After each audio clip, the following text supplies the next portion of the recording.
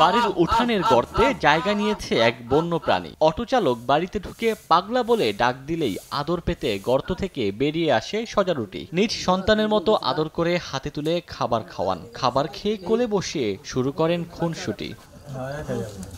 টাঙ্গাইলের ঘাটাইল উপজেলার কুশারিয়া গ্রামের শাহজাহান আলীর ছেলে সুমন আহমেদ লিটন। পেশায় তিনি একজন ব্যাটারি চালিত অটো চালক। 1 বছর আগে বনের পাশে মুমূর্ষু অবস্থায় ছোট্ট একটি সজারুর বাচ্চা কুড়িয়ে পান লিটন। প্রথমে তিনি চিনতে পারেননি, পরে স্থানীয় লোকদের মাধ্যমে বুঝতে পারেন এটি সজারুর বাচ্চা। এরপর বাড়িতে নিয়ে এসে চিকিৎসা এবং সেবা যত্ন করে সুস্থ করে তোলেন। নিজের সন্তানের মতোই লালন পালনের পর আস্তে আস্তে বাচ্চাটি বড় হতে থাকে। এরপর দুজনের মধ্যে গভীর ভালোবাসা জন্ম নেয়। সজারুটি লিটনের বাড়িতেই গর্ত করে সেখানেই থাকেন। লিটনের বাড়ি ফেরার শব্দ পেলেই সজারুটি দৌড়ে গেটের সামনে আসে।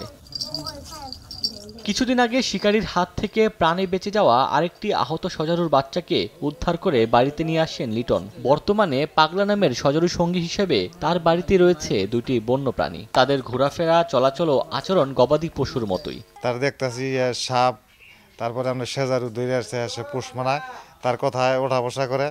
আর মানুষের কোনো ক্ষতি করতেও দেখি না। বেকের বাড়িতেই মনে করেন যে ঘুরা ঘুরা বেড়াবো, যেটা পাবো আপনার কচু শাক, তার মধ্যে মূলা, তার মধ্যে আপনার ওই যে ফ্যান, এইগুলা ঘুরা ঘুরাও খাবো। প্রথম আমরা ভয় পাইতাম এই প্রাণীটা দেখার, মানে কাঁটাযুক্ত ভয়ঙ্কর হিংস্র প্রাণী, কিন্তু এখন এটা মানানসই হয়ে গেছে। এখন আমরা এটা দেখে ভয় পাই না। আমি যদি পাউরুটি খাই ওরে পাউরুটি খাওয়াই, বিস্কিট খাইলে বিস্কিট খাওয়াই, ভাত খাইলে ভাত খাওয়াই, মানে যত সবজি আছে ও খায়, ওর খাওয়ায় কোনো বাজগিস নাই। এইভাবেই আস্তে আস্তে ও বড় হয়ে উঠছে। এখন আমি যদি বাইরে যাই, ওরা যদি বাইরে না নিয়ে যাই, তাইলে মনে করুন দূর দিয়া গেটের মধ্যে আইসা গেট পার হইয়া আমার পিছে পিছে যাবো।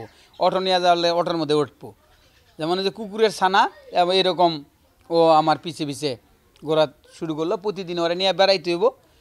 এন থেকে মনে করুন 2 কিলো 2.5 কিলো আমি হাঁটতে সকালবেলায় হাঁটি, ও আমার পিছে পিছে হাঁটে। বাড়ির একটা সদস্যর যেমন মায়া, একটা সন্তান পাললে যেতটুকু মায়া হয়, আমার ওর প্রতি এত ভালোবাসা এবং এত স্নেহ হয়ে গেছে।